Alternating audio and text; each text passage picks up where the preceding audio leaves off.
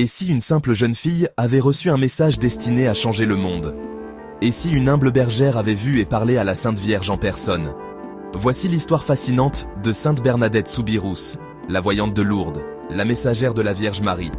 Une vie de lumière, de souffrance et de foi, qui continue d'inspirer des millions de personnes aujourd'hui. Née en 1844 à Lourdes, dans une famille extrêmement pauvre, Bernadette souffrait de maladies respiratoires et ne savait ni lire ni écrire. Mais au-delà de cette apparente fragilité, Dieu l'avait choisie pour une mission extraordinaire. Le 11 février 1858, alors qu'elle ramassait du bois avec ses amis, Bernadette vit une dame vêtue de blanc, avec une ceinture bleue autour de la taille, tenant un rosaire. La dame lui sourit et pria avec elle. Qui était-elle? Bernadette ne le savait pas encore.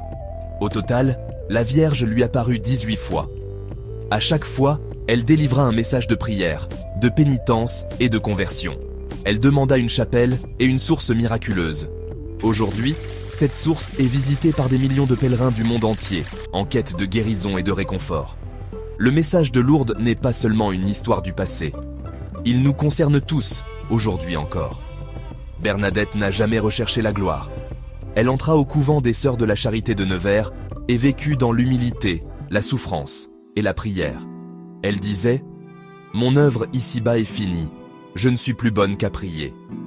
Le 16 avril 1879, à seulement 35 ans, elle rejoignit le Seigneur. Mais son corps, demeuré intact, continue d'émerveiller le monde entier. Aujourd'hui, Lourdes est l'un des plus grands lieux de pèlerinage au monde.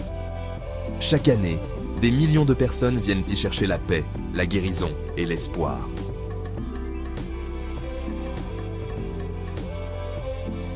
Dans un monde troublé, le message de Lourdes nous rappelle l'essentiel: la prière, l'amour et la confiance en Dieu.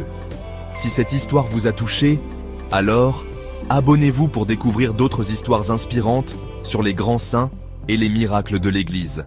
Cliquez sur la cloche pour ne rien manquer.